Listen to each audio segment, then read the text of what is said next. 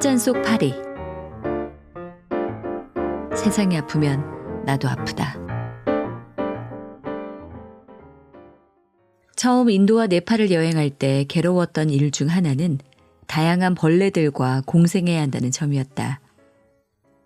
진리를 깨닫기 위해 이 나라들에 온 것은 나 같은 히피 여행자만이 아니었다.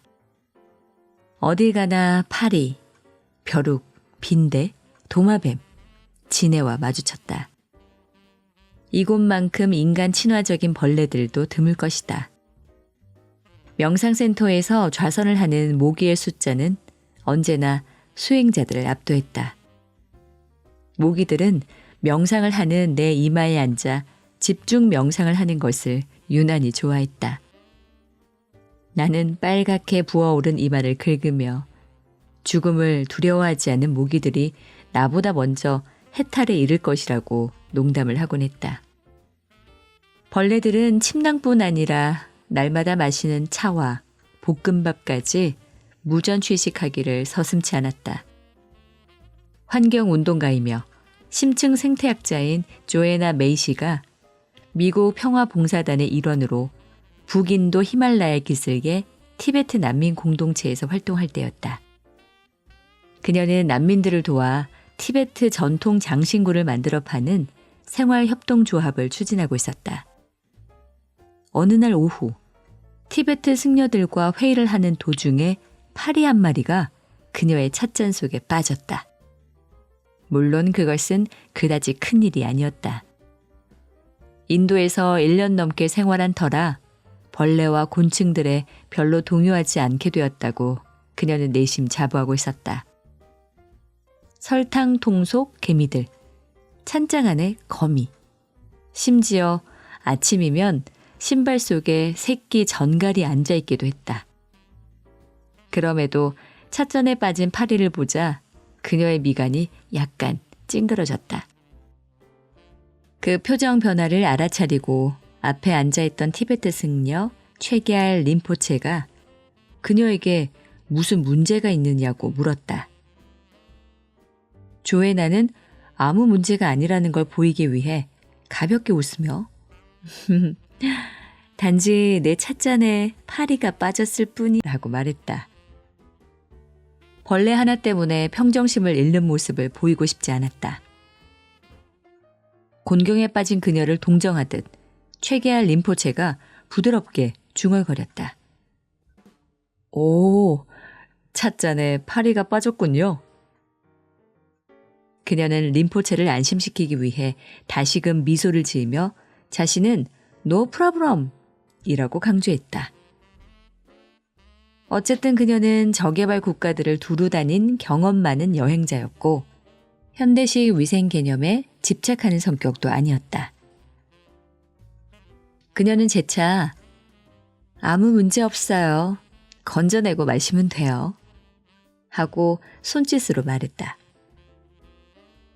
의자에서 일어난 최계알 림포체는 앞으로 몸을 숙여 그녀의 찻잔에 손가락을 넣고 매우 조심스럽게 파리를 건져 밖으로 나갔다. 그리고 회의가 재개됐다.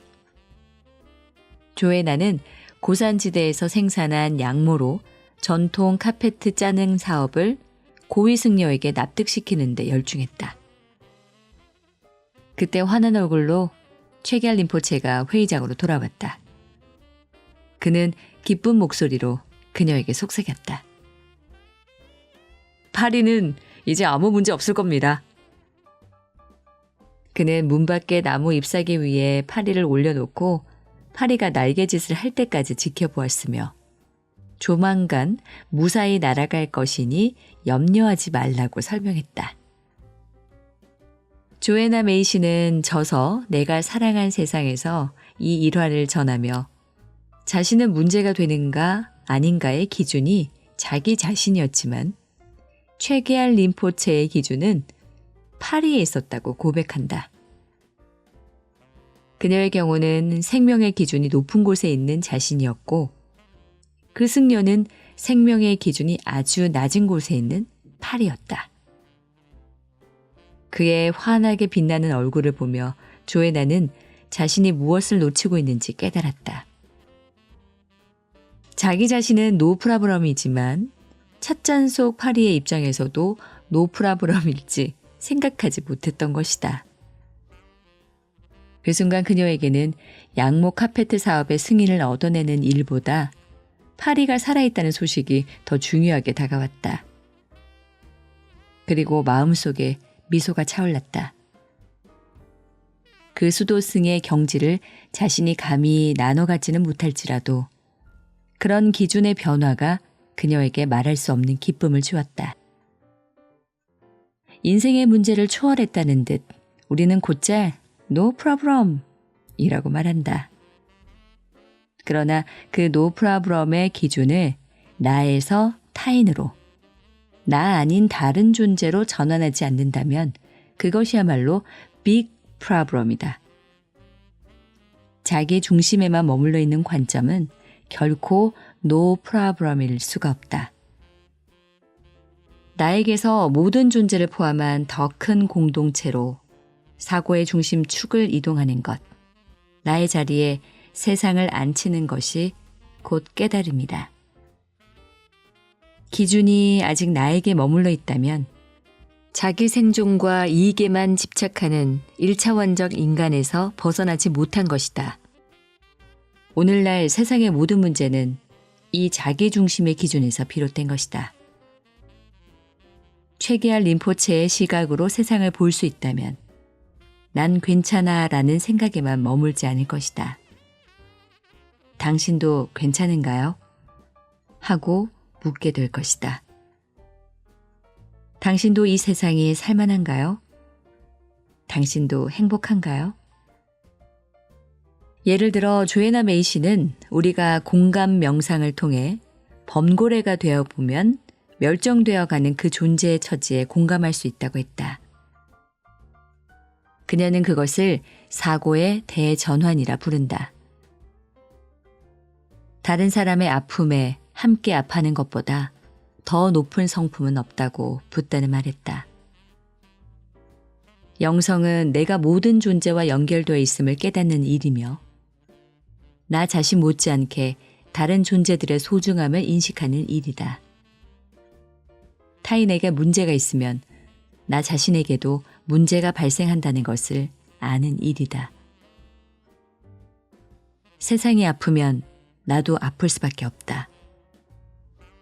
그런 가르침이 조애나 메이시를 세계적인 생태 철학자로 변화시켰다.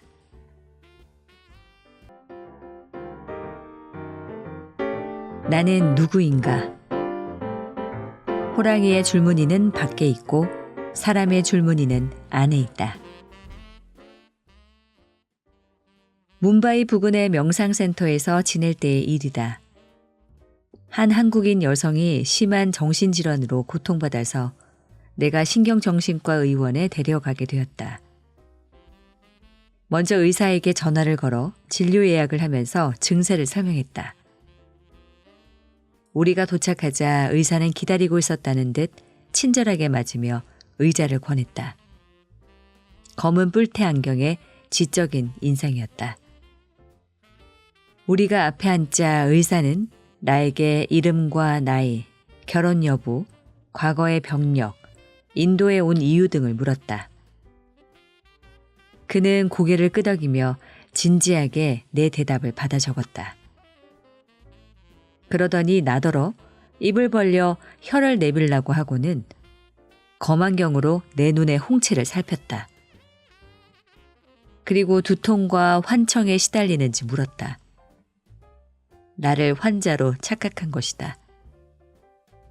내가 아니라 옆에 여성 때문에 왔다는 말을 할 겨를도 없이 의사는 내 외모와 분위기를 보고 나를 정신적인 문제가 있는 사람으로 단정했다. 그리고 내 말투와 시선과 혀의 색깔까지도 모두 그 관점에서 판단했다. 어떻게 하는가 보려고 나는 더욱 엇나가는 대답과 행동을 보였고 의사는 확신을 갖고 연신 고개를 끄덕였다. 그러는 동안 정작 환자인 여성은 전개되는 상황이 매우 흥미롭다는 듯 야릇한 미소를 지으며 우리 둘을 번갈아 쳐다보았다. 그렇게 해서 나는 난데없이 인도인 전문의로부터 정신착란증 진단을 받게 되었다. 타인이 생각하는 나는 내가 아닐 때가 많다. 사람들은 나를 만나지만 사실은 내가 아니라 자신들이 상상하고 추측하는 나를 만난다. 오래 만난 사이에도 때로는 그 접점이 너무 멀어서 진정한 만남이 불가능하다.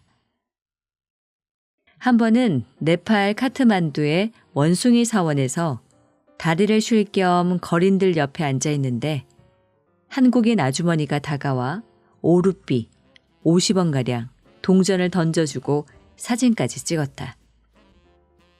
그러더니 갑자기 나를 알아보고는 왜 여기에 이렇게 앉아 있느냐고 야단을 치는 것이었다. 나는 일부러 나 아닌 척을 했고 그녀는 다시 한번 사진을 찍었다.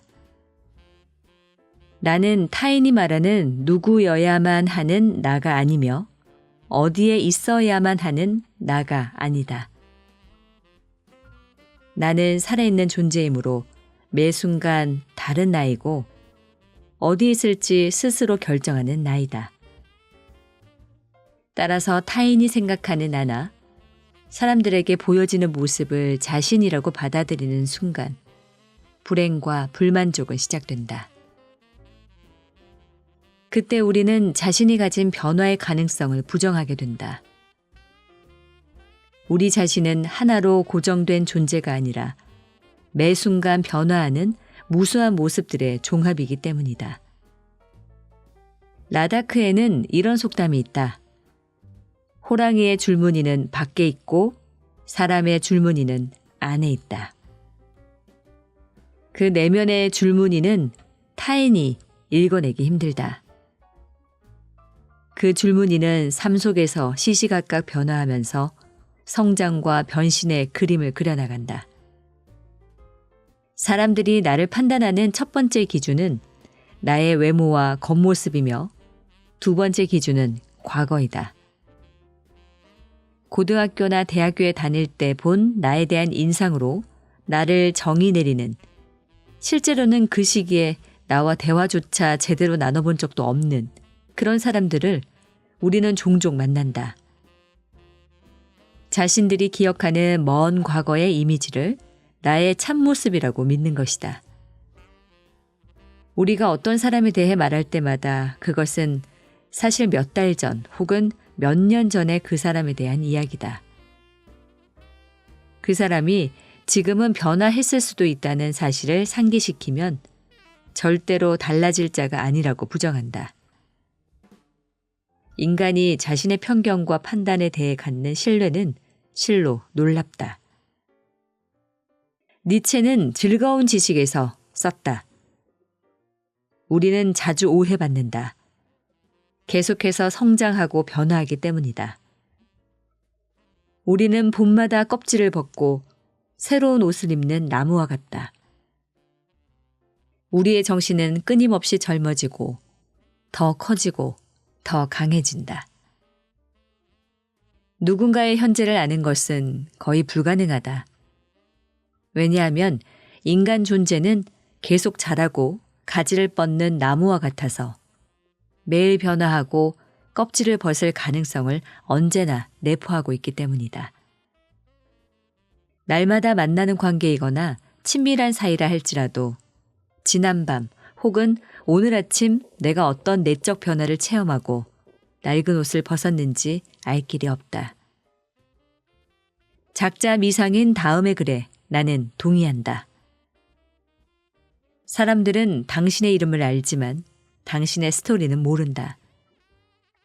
그들은 당신이 해온 것들은 들었지만 당신이 겪어온 일들은 듣지 못했다.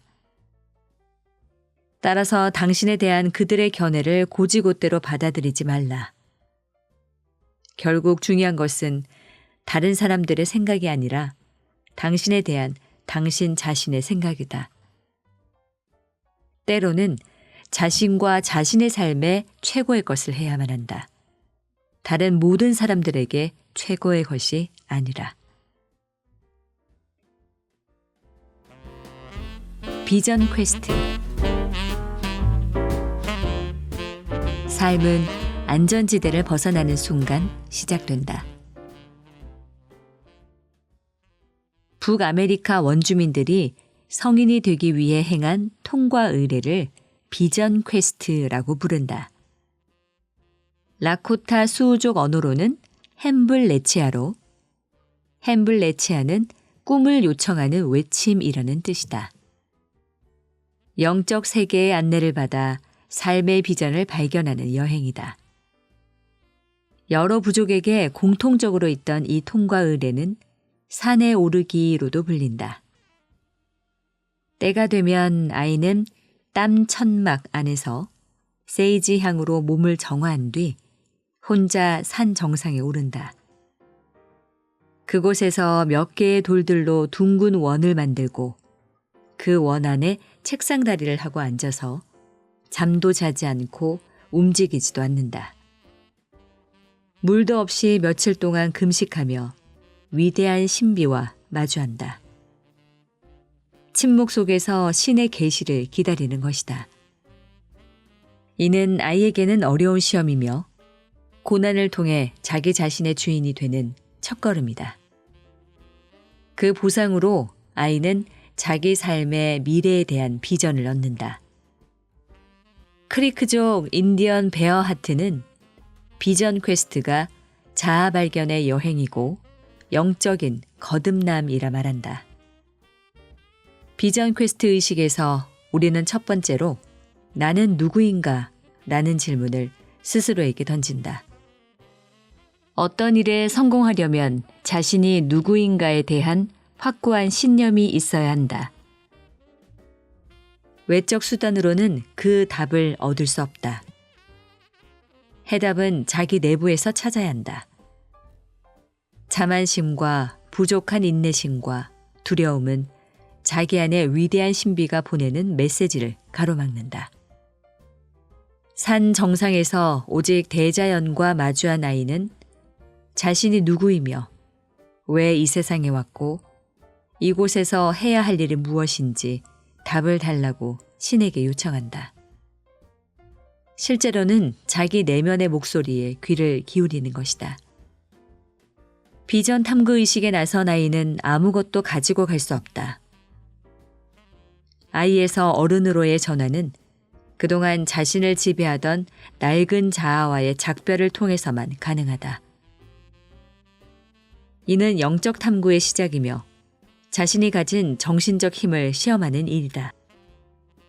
이 용기 있는 의식을 통해 아이는 새로운 눈으로 세상을 바라보기 시작한다. 독립적으로 설 수 있게 되고 자신에게 주어진 삶의 의미와 중요성을 자각하는 계기가 된다. 비전 탐구 여행을 통해 아이는 자신을 보호하고 안내할 곰, 늑대, 독수리 등 자신만의 수호 동물에 대한 계시를 받는다. 그 동물이 그의 내면에서 평생 동안 그를 보호하고 안내한다. 이는 원시적인 미신이 아니다. 자신이 자연계의 힘과 연결되어 있음을 느끼는 것은 인간 중심의 고독한 삶의 균형을 이루는 중요한 요소다. 비전 탐구 의식을 마친 아이는 다시 땀 천막에서 정화 의식을 치르고 세상 속으로 들어간다. 아메리카 원주민 부족의 아이들은 모두 이 의식을 거쳐 성인이 되었다. 누구나 한 번쯤은 전체적인 시각을 가지고 자신의 삶을 바라볼 때가 있다. 학교를 졸업한 나는 출판사와 잡지사 등 몇 군데 직장을 전전했다. 당장 방세를 내고 생계비를 벌지 않으면 안 되었기 때문에 일을 가릴 형편이 못 되었다. 그러나 자주 회의가 들고 목적의식을 잃어가는 자신 때문에 괴로웠다. 먼저 삶의 방향을 확실하게 정하고 싶었다. 내가 진정으로 원하는 것이 무엇인지, 어떤 길로 나아가야 후회 없는 삶을 살 것인지 알고 싶었다. 인생을 표리하고 싶지는 않았다.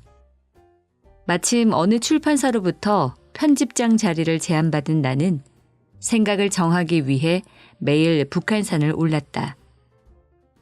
배낭에는 물 한 병이 전부였다. 달이 밝은 날은 밤에도 올랐다. 바위가 빛난다는 사실을 그때 처음 알았다. 나무들도 빛이 났다. 어둠 속에서 그 빛이 길을 안내했다. 네가 어둠에 처할 때 사물들이 너를 안내하리라 라는 말은 사실이었다. 인적이 뜸한 새길을 따라 올라가다 높은 바위에 앉아 발 아래 세상을 내려다보면 가슴이 트였다. 새로운 시야가 열리면서 내가 가야 할 길이 조금씩 보이기 시작했다. 밤새 산 정상에 앉아 있다가 새벽에 내려오면 달라진 자신을 느낄 수 있었다. 세상을 살아갈 힘이 생기고 경제적인 것에 대한 불안도 사라졌다. 물질은 정신을 따라오는 것이라는 확신이 생겼다. 심리학자들의 연구에 따르면 우리가 내리는 결정들이 80%는 두려움에 바탕을 둔 것이다. 가슴이 원하는 것이 아니라 두려움 때문에 결정을 내리고 방향을 선택하는 것이다. 두려워하는 마음은 인생의 비전을 차단시킨다. 안전한 길은 큰 기쁨을 주지 못한다. 출판사의 제의를 거절하고 그렇게 한 달 넘게 산을 올랐다. 20대 후반, 주위 사람들 눈에는 현실 도피로만 보인 그 산행이 훗날 아메리카 인디언들의 세계를 접하면서 나 자신의 비전 퀘스트였음을 알았다. 한 달에 걸친 그 탐구 기간은 이후 흔들림 없이 나의 길을 걸어가는 중요한 바탕이 되었다. 삶을 결정짓는 생각들이 그때 형성되었다. 마음이 원하는 길을 두려움 없이 걸어가라. 그것이 내가 나의 비전 퀘스트에서 들은 분명한 음성이었다. 삶의 다음 단계로 들어가기 전에 통과 의례의 시간을 갖는 것이 비전 탐구이다. 위대한 신비가 자신에게 삶의 이유와 목적을 알려줄 때까지 잠시 세상과 단절하고 오직 자기 자신에게 집중하는 것이다. 그것을 통해 자신이 나아갈 길에 대한 확신을 발견할 수 있다. 지금 내가 욕망하는 것이 진정으로 내가 원하는 것인지 아는 일만큼 중요한 것은 없다. 오늘날 서양에서 비전 퀘스트는 생태 체험 프로그램으로 주목받는다. 광활한 대지의 품 안에서 경외감을 느끼고 인생의 방향을 재설정하는 기회이다. 지금의 삶에 갈등하고 문제를 느낀다면, 길이 보이지 않거나 새로운 방향이 필요하다면, 혹은 성장통을 겪고 있다면, 그때가 비전 탐구 여행을 떠나야 할 시기이다. 삶은 안전지대를 벗어나는 순간 시작된다. 과거의 나와 작별하고 새로운 나를 만나는 일. 안전지대를 떠나 더 큰 비전을 얻는 일이 비전 퀘스트이다. 미국 시인 메리 올리버는 시 여름날에서 묻는다. 결국엔 모든 것이 죽지 않는가? 그것도 너무 일찍. 내게 말해보라. 당신의 계획이 무엇인지. 당신의 하나밖에 없는 이 거칠고 소중한 삶을 걸고 당신이 하려는 것이 무엇인지. 웃지 않으면 어떻게 하겠는가? 인생을 놀이처럼. 한 서양인이 동남아시아에 여행을 갔다가 삭발을 하고 수행자가 되었다. 그는 숲속 절에서 생활하며 다른 수행자들과 함께 소형 트럭을 타고 시골길을 이동하곤 했다. 고참 수행자는 트럭 조수석에 앉았고 신참인 그는 현지인 수행자들과 함께 짐칸의 기다란 나무 의자에 앉았다. 도로는 대부분 비포장이었으며 곳곳에 움푹 팬 웅덩이들이 많았다. 운전자가 사정없이 차를 몰았기 때문에 트럭 바퀴가 웅덩이에 걸려 덜컹거릴 때마다 짐칸에 탄 사람들은 위로 솟구치며 지붕을 가로지른 쇠막대에 머리를 세게 부딪히곤 했다. 키가 큰 이 서양인 수행자도 무수히 정수리를 찧어야만 했다. 머리를 부딪힐 때마다 그는 욕설을 내뱉었다. 물론 현지인들은 알아들을 수 없게 영어로. 삭발을 했기 때문에 충격 완화 장치가 없어서 더욱 아팠다. 그는 매번 맨머리를 문지르며 욕을 해댔다. 그럴수록 기분이 더 나빠졌다.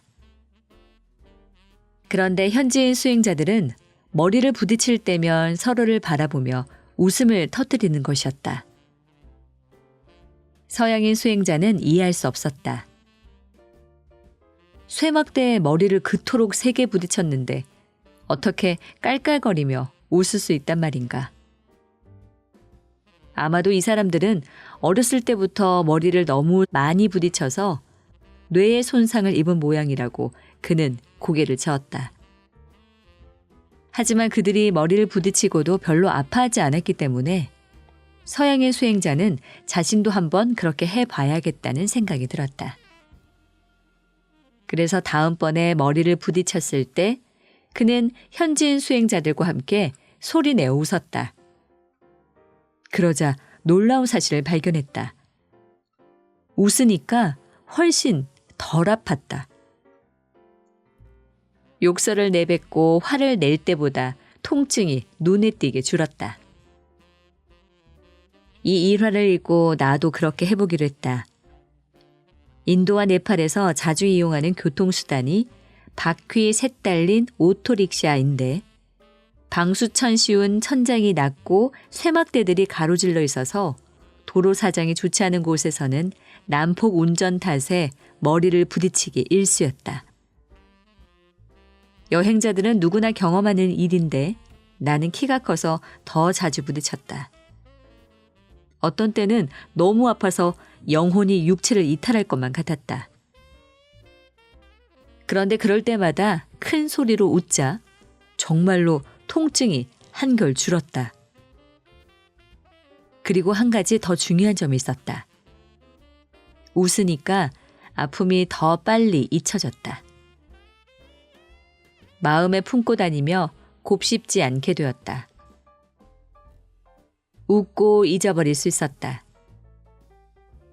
옷이 올랐을 때 긁으면 가려움이 해소되기는커녕 온나무의 독이 더 퍼진다. 전에는 운전사에게 조심하라고 소리를 지르고 화를 냈었다. 그런데 머리를 찌를 때마다 내가 웃음을 터뜨리자 릭샤 운전사도 웃고 함께 탄 사람들도 웃었다. 그렇게 모두가 웃자 통증이 그다지 크게 느껴지지 않았다. 또 한 가지 중요한 것이 있었다. 사실 운전사는 가난하고 부양할 가족이 많았으며 릭샤도 자기 소유가 아니었다. 만약 내가 화를 내면 그 릭샤 운전사는 집에 가서 자신의 아내나 아이들에게 화를 낼 것이다. 그러면 그 아내와 아이들도 무의식적으로 더 자주 화를 내게 될 것이고 세상에는 그렇게 화의 물결이 번져나갈 것이다. 그리고 그 물결은 다시 나에게 파급될 것이다. 그러나 내가 크게 웃으면 릭샤 운전사도 가족들에게 더 자주 웃을 것이다. 가난한 처지에도 웃음을 잃지 않을 것이다. 그 웃음의 동심원은 물가에 서 있는 나의 입가까지 번질 것이다. 내가 웃으면 나와 관계없는, 내가 모르는 세상의 다른 장소에서도 웃는 사람이 많아진다. 나비 효과는 나의 행위가 멀리 있는 타인에게 영향을 미칠 뿐 아니라 다시 나 자신에게로 돌아온다는 의미다. 웃음이 통증을 완화시킨다는 것은 과학적으로 입증된 사실이다. 웃음은 모르핀보다 몇 배나 진통 효과가 큰 뇌내 모르핀을 분비시키고 기분이 좋아지게 만들며 폐 깊은 곳까지 산소가 공급되게 한다. 또 웃을 때는 폐와 심장이 2배나 빨라져서 유산소 운동이 일어난다. 10분 웃으면 2시간 동안의 마취 효과가 있다는 연구 보고도 있다. 인체 오라 측정에서도 웃음 수련 후에는 어두웠던 색깔이 밝게 변했으며 웃음 수련을 하는 사람들의 옆에 서 있던 관찰자의 오라도 함께 변화했다. 영국 BBC 방송에서는 자신이 불행하다고 생각하는 사람들을 모아 즐거운 일이 없어도 집에서 거울을 보며 웃게 했다. 그렇게 6개월 동안 실험하면서 그들의 생활을 추적했는데 참가자들의 행복지수가 눈에 띄게 높아진 것을 발견했다. 웃지 않으면 어떻게 하겠는가? 부딪히고 아플 때마다 울어야 하는가? 슬픈 일을 겪고 억울하게 비난받을 때마다 분노해야 하는가? 그렇게 한다고 달라지는 것이 무엇인가?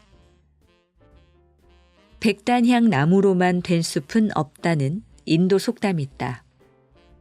백단향은 최고의 향나무다. 그런 나무만 있는 숲은 존재하지 않는다는 것이다. 상처 입지 않은 영혼은 없다. 신은 자신의 피조물들에 대해 웃지 않는다고 한다. 피조물들과 함께 웃는다는 것이다. 내가 좋아하는 이야기가 있다. 유대교 신비주의 종파인 하시디즘의 현인들이 전하는 바에 따르면 사람이 죽으면 이 세상에 살면서 만났던 사람들과 언젠가는 다시 전부 한자리에 모인다는 것이다.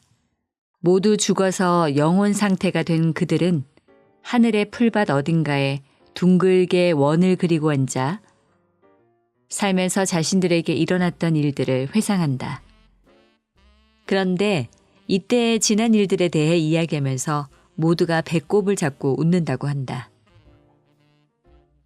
이렇게 언젠가는 모두가 죽을 운명인데 그것을 잊고 사소한 일에 흥분하고 화를 냈다는 것이다.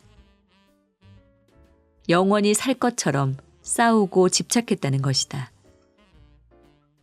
삶이 놀이라는 것을 잊고 너무 심각했던 것이다.